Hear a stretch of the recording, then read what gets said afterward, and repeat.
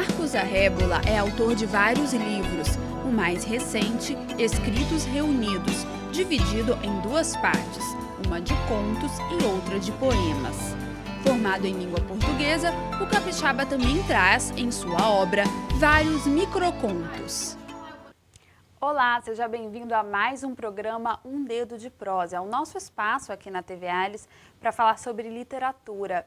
E hoje eu converso, nós vamos conhecer um pouco do trabalho do escritor e poeta Marcos Arrébola. Marcos, seja bem-vindo ao nosso programa. Muito obrigado por essa nova oportunidade aqui na TV Alice, para que eu possa apresentar o meu mais recente livro. Então vamos falar logo sobre ele. O livro se chama Escritos Reunidos, né?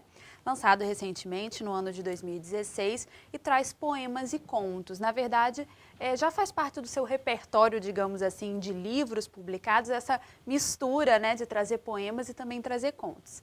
Fala pra gente sobre esse seu projeto mais recente, Marcos. Olha, com o advento das leis de incentivo à cultura, contribuiu muito para que o autor capixaba pudesse publicar seus livros, porque custeá-lo é muito difícil. Esse trabalho, eu sou autor de poemas e contos, são os dois gêneros que eu mais escrevo. E aproveitando a oportunidade das leis de incentivo, eu fui contemplado o ano passado, em 2015, pela Lei de Incentivo à Cultura Chico Prego, do município da Serra, que é uma lei muito importante para o autor serrano ou quem reside no município. Eu sempre escrevo esses dois gêneros, né? E publicar um e deixar o outro, eu não sei quando eu vou publicar o próximo livro, daí surgiu a ideia de eu dividir um volume em dois livros. Livro 1, poemas, livro 2, contos. Às vezes eu inverto essa ordem, mas são textos assim organizados tematicamente. Não são textos que eu junto de qualquer maneira, de uma forma aleatória. Eles têm uma linha temática, tanto os contos quanto os poemas. Isso eu acho muito importante até para a compreensão do leitor. Não adianta você pegar um texto e ler aquele texto e você não vai mergulhar naquilo que o autor está expressando, querendo expressar. Porque se precisa, ele forma uma unidade. Então é preciso que você tenha o início, meio e fim, como se fosse uma história, não é?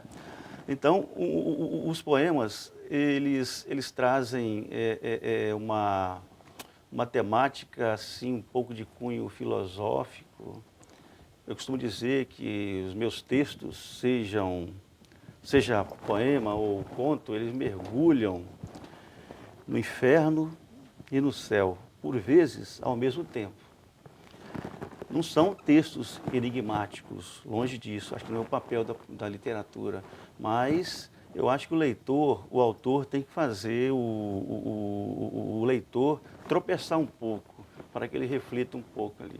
É claro que a literatura você tem que, não é só conteúdo, você tem que trabalhar a estética, né?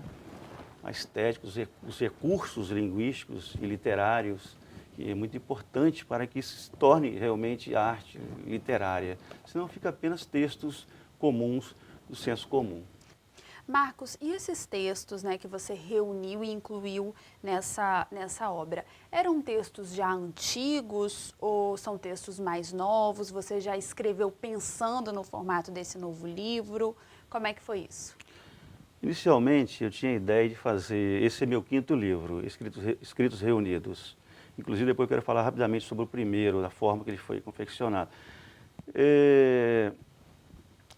E a ideia era fazer uma antologia dos meus principais textos, desses 4 livros anteriores, e fazer esse livro. Mas nesses últimos 2 anos, nesses últimos 3 anos, eu venho produzindo textos. Aí eu fui reunindo esses textos, como eu já falei, dentro de uma linha temática. Mas queria, o meu livro anterior, o penúltimo, ele teve uma tiragem muito limitada. Daí veio a ideia de eu pegar alguns textos do livro anterior, aí eu aproveitei e peguei dos demais também. Então, Escritos Reunidos são poemas dos meus livros anteriores e poemas novos que eu incluí, mais ou menos 50% de um de outro. Mas a preocupação maior era manter essa linha, não é de uma forma aleatória, volto a repetir, né? E os contos também, alguns contos também que eu achei que poderia se encaixar também, poderia não, se encaixavam nesses novos contos que eu estava escrevendo, aí eu resolvi incluí-los também para divulgar mais esse trabalho, né? E quais são os temas que você aborda, tanto, né, na questão dos poemas quanto nos contos? As questões, mais questões existenciais, né? Essas questões de cunho psicológico, os conflitos que nós humanos temos, com menor ou maior proporção, mas todos temos esses problemas. Não é, de forma alguma, de uma forma pedagógica. A minha intenção primeira é construir, fazer literatura. Mas literatura também você tem que ter conteúdo. Não é só a arte literária, você tem que ter conteúdo, porque o leitor também precisa disso, né? O leitor precisa do texto. Ele não vai, senão, estaria escrevendo livro só para especialista. Então, isso acontece tanto na poesia quanto no conto. Marcos, e como está a recepção do público com relação a esse livro? Esse livro eu lancei recentemente. Até onde eu alcanço, né? A recepção via redes sociais tem sido muito boa, né? A acolhida desse livro, algumas pessoas que já leram, essas pessoas gostaram muito. E os leitores também já conhecem o seu trabalho dos outros livros, sim, né? Com certeza. Claro que a ideia é ampliar esse número de leitores agora, principalmente com as redes sociais, divulgando esse trabalho, né? Eu já divulguei também alguns poemas, alguns contos antes de publicar esse livro. E a recepção, até o momento, apesar de pequena, porque foi lançado recentemente, tem sido boa, graças a Deus, tem sido boa. E eu tenho confiança, né? Quando você faz um trabalho muito bem, com muita responsabilidade, com muita organização, você fica seguro. Seguro até uma crítica negativa, porque você sabe da sua capacidade, da qualidade do seu texto. Então, até para isso estou muito preparado. Agora, Marcos, você falou uma coisa que é interessante, que é de responsabilidade. O escritor, poeta também no caso, ele tem uma responsabilidade muito grande quando ele publica um livro, né? Muita, inclusive no início, até você levar o livro para a editora, você fica muito inseguro se ele está realmente pronto. Você revisa 10, 20 vezes e no dia seguinte você olha, faltou uma palavra, uma frase, não está bem. E é uma insegurança. Vamos deixar para a semana que vem, falando com o editor, para a semana que vem, e aí o editor cobra o livro, já acabou. Você fica naquela insegurança, você entrega os originais com pena. Assim, não, ainda acho que daria para mexer alguma coisa. Porque uma vez publicado, você não pode mexer mais. Diferente você publica um texto nas redes sociais, na internet, você pode mudar. O livro está ali, só numa próxima edição. Inclusive, nesse livro, alguns textos, eu reescrevi alguns textos que fazem parte de outros livros. Eu penso que eu melhorei mais, não é? Com maturidade, com tempo, coisas que você não enxergava naquele momento. E isso faz parte, mesmo esse livro agora, se eu for republicá-lo, uma segunda edição, né, daqui 2, 3, 4 anos, certamente algumas coisas eu vou modificar. Aliás, eu tenho obsessão em modificar as coisas. Uma busca por melhora, né? Às vezes, eu já mexi tanto em alguns textos que eu me perdi de voltar a versão original. E Isso o nosso acontece no poema e no conto. Marcos, o nosso primeiro bloco está acabando e eu queria encerrar ele com uma poesia, pode ser? Pode. Posso escolher uma? Pode. Aí no segundo bloco a gente também lê mais. Eu vou ler aqui um poema que eu gosto muito, que ele fala de loucura e lucidez. O nome dele é Loucura e Lucidez. Loucura aproxima-se de sua lucidez. Ventos tocam curvas as faces que ainda trêmulas não se sentem à vontade. Asas prefere o pouso a voar, receosa do espaço que se move. Olhos caminham na escuridão, claridade pode levá-los à cegueira. Fome amedronta-se, mesmo havendo alimento. Tudo pode estar deteriorado, embora não pareça. Um homem anda sem pernas, é preciso prosseguir. Lucidez agora teme desgarrar-se de sua loucura. Obrigada, Marcos. A gente tem mais assunto para o segundo bloco, tá bom? Vamos aguardar. Bom, o programa O Dedo de Prosa vai fazer um breve intervalo, mas a gente já volta, não saia daí.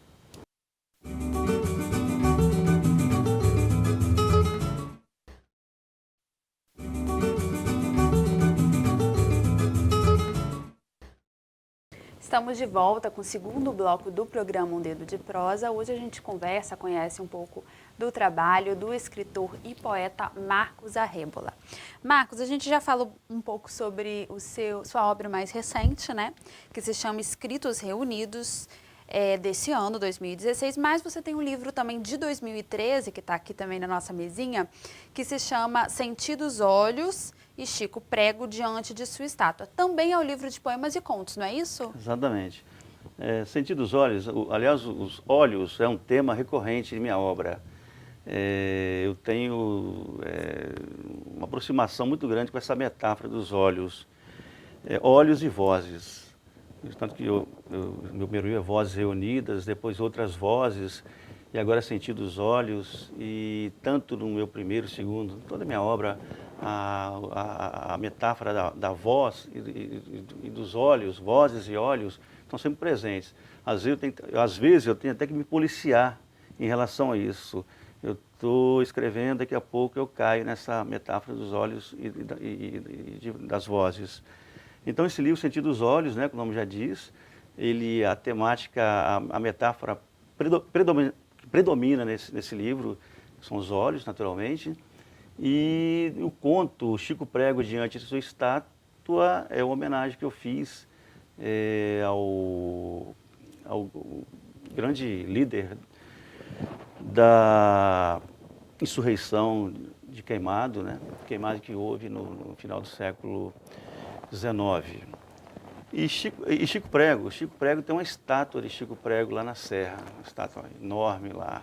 Eu trouxe esse personagem para o Chico Prego para os dias de hoje. Ele de frente de sua estátua, diante de sua estátua, ele faz uma reflexão de tudo que ele passou, de uma forma assim muito breve, né? O conto é pequeno e ele está ali fazendo, né? Hoje eu estou diante dessa estátua, né? Sendo homenageado pelo poder público, que é uma ironia, porque o poder público, à época que o matou, né? Ele foi enforcado, Chico Prego. E a estátua é próxima à igreja, e mais ou menos próxima à igreja que ele foi enforcado. Então ele fala dessa... Hoje eu estou fincado nessa calçada, fazendo parte da história do estado e do município, né? E a estátua, ele fala que um símbolo de luta, né, que é importante, faz uma reflexão, foi uma coisa meio insólita, surrealista, que eu trabalho muito nessa linha. Convido o leitor para ler esse conto. E de alguma forma essa história é forte para você, porque você inclusive escolheu para o título, né, do livro. O título do livro anterior, né, Sentido dos Olhos, de 2013, é o conto, é o nome de um conto que dá o nome do livro, né? E por achar esse personagem muito importante, talvez o mais importante da história capixaba. E nesse livro também tem alguns contos de cunho histórico, além desse, que é o Caboclo Bernardo, que eu fiz também, em homenagem a ele. Eu fiz do Convento da Penha, da Igreja Reis Magos, né? E foi uma parte do livro que eu fiz só com contos de cunho histórico, claro, misturando, pegando dados históricos, né, que aconteceram com ficção, esse conto.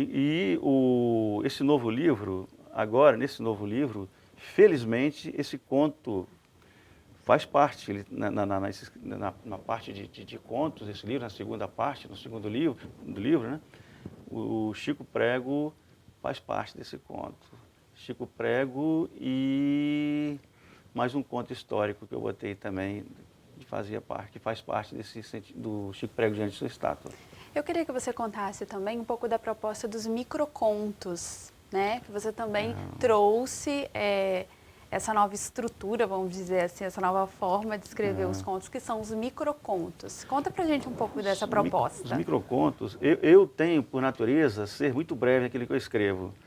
Eu não me alongo muito, não para não cansar o leitor, pensando nisso não, porque é uma característica minha não me alongar, tanto nos poemas quanto nos contos. Isso naturalmente foi acontecendo, né? Meus contos estão cada vez menores. Aí eu, pesquisando, né, esses contos, assim, os mini contos, vi que tem muitos autores que fazem isso, autores importantes, né, da literatura brasileira, que produzem esses textos pequenos. Aí eu cheguei até os microcontos. Aí fiz uma pesquisa também e vi grandes autores, como um conto que diz assim, de um autor guatemalteco, não recordo o nome dele agora, talvez seja o microconto mais conhecido da história, que diz assim: quando acordei, os dinossauros ainda estavam lá. Ponto. Isso é um microconto. E a partir daí eu comecei a me animar a fazer contos cada vez menores.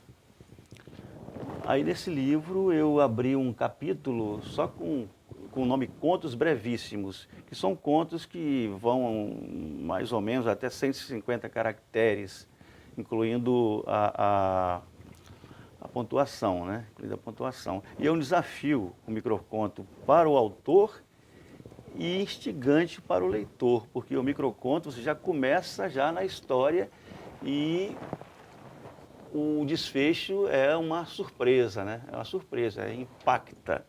Isso não é muito fácil fazer. O autor tem que ter muita criatividade, senão ele cai num aforismo, numa frase, num pensamento, até num verso. Então você tem que trabalhar bem para que ele fique caracterizado como uma narrativa. Né? No início, eu até eliminei alguns que eles caminhavam para esse lado, né? Como uma reflexão, um pensamento, mas aos poucos a gente vai, né? Usando os verbos de ação, né? Principalmente. Mas mesmo os meus contos que não são microcontos, eles são também, assim, geralmente pequenos, uma página e meia. Eu tenho essa característica sucinta de dizer tudo com poucas palavras. Tem autores que têm essa facilidade, né? E é isso, e assim acontece também nos poemas. Você pode até ler um microconto. Podemos sim, pode pegar. Um prazer. Vamos ver aqui, deixa eu pegar aqui meu óculos aqui. Esse estilo, né, Marcos, de microconto também tem uma relação, acho, com a internet, né? Que a internet vem trazer também os microblogs, uma narrativa mais rápida, certamente, digamos assim. Esse espaço é propício para o microconto. WhatsApp, Twitter, que é uma quantidade delimitada de caracteres, então ele se encaixa bem. Ele não nasceu a partir disso, mas ele se encaixa bem com essas novas redes sociais aqui. Deixa eu ver aqui na página, acho que é na página 100. Vamos ver aqui. Página 100, contos brevíssimos. Eu vou ler aqui um aqui que fala assim, fim do mundo. A raça humana será extinta? Uma coisa é certa, as flores voltarão a florescer. Pegando mais um aqui, que rapidamente. Ele próprio é o nome do título. Ao adentrar a casa, o esposo saltita os olhos ao ver outro homem sentar-se à mesa de jantar junto à sua família. Quando se aproxima, vê que o homem era ele próprio. Coisas bem reflexivas E mesmo, tem, né? só para finalizar, livre escolha. Vão todos para o céu ou para o inferno? Penso que preferirão o céu, mas, por favor, deixe-me em paz no meu inferno. Agora, Marcos, você é formado em língua portuguesa, Língua né? portuguesa pela UFES. Foi professor durante muito Em tempo. torno de 20 anos como professor de língua portuguesa, escola pública estadual, né? E atualmente eu estou na Secretaria da Educação, do Estado da Educação. E como é que você vê, agora um olhar talvez mais acadêmico até, como é que você vê essas mudanças, por exemplo, essa comunicação mais rápida, essa questão desse estilo mudando para um microconto, para uma coisa que é menor, talvez levando em consideração até o nosso tempo hoje, né, que é um tempo mais corrido. Como é que você vê isso? Olha, Eu imagino que a opinião como escritor e como profissional deve se misturar um pouco, né? Eu confesso, como eu disse, o tamanho do texto é uma coisa natural minha. Eu não penso em momento algum em... Na verdade, eu penso em mim primeiro. Eu não penso no leitor, que leitor que eu vou escrever, que público eu vou escrever. Não, eu não viso isso. Agora, o tamanho do texto, né, ele se encaixa nesse momento. Agora, não é o que vai tornar o texto superficial, não é o tamanho dele, né? Eu tenho uma preocupação muito grande em relação a isso. Eu sempre gosto de fazer, dar um mergulho, assim, fazer o leitor pensar um pouquinho, fazer, como eu já falei, ele tropeçar, ele refletir um pouco, para ele ficar um pouco pensativo em relação àquilo ali. Isso eu tenho essa característica com poucas palavras. Mas agora, o autor comercial, né, que pensa só em vender, eu não sei se ele está usando esse artifício de diminuir o texto. Mas é preocupante o leitor. Hoje, a internet, a leitura é muito rápida, né? Textos, você se propõe a ler alguma coisa, daqui a pouco você pula para outra coisa e não lê nada mais reflexivo, mais substancial. E o livro está migrando, né, para a internet, está migrando aos poucos. No Brasil ainda está um pouco, ainda deixa muito a desejar. Mas eu penso que um leitor, hoje, nosso leitor, muito jovem, que não lê um livro de 100, 200, 300 páginas na forma impressa, eu acho que pouco provável que ele leia isso na internet. Pode acontecer mais adiante, mas ainda isso é muito embrionário ainda, o leitor fazer isso. Eu mesmo, como autor, já tentei ler alguns livros na internet e tive dificuldade. Tudo que é falta do hábito. Primeiramente, aquela luminosidade da internet, do computador, no Facebook, no smartphone, a bateria que cai. É uma questão de hábito questão também, de hábito, né? Os nossos hábitos vão mudando e a gente vai se adequando né? Agora, as novas àquilo. gerações... Mas eu me preocupo um pouco em relação ao livro. Não com... as pessoas... o livro tem muita publicação, né? Nunca se publicou tanto. Mas o número de leitor não sobra na mesma proporção. A impressão que eu tenho é que tem mais livros sendo publicados do que leitores. Aqui, principalmente com o advento dessas leis, né? As De leis incentivo. de incentivo. A Rubem Braga em Vitória, a João Bananeira em Cariacica, Chico Prego na Serra, e em Vila Velha tem uma também. E a Secult também, tem a Secult, que é estadual. Mas o fato de alguém ter acesso ao seu livro, pegar o seu livro, ir no lançamento, adquirir, ou você dar esse livro para alguém, não quer dizer que ele vai ser lido. Provavelmente pode ser alguns textos lidos, mas o Fernando Sabino, ele falou, eu não sou o Fernando Sabino, né, o romancista, cronista, ele disse, eu não sou o maior vendedor de livros do Brasil, mas sou um dos mais lidos, ele falava.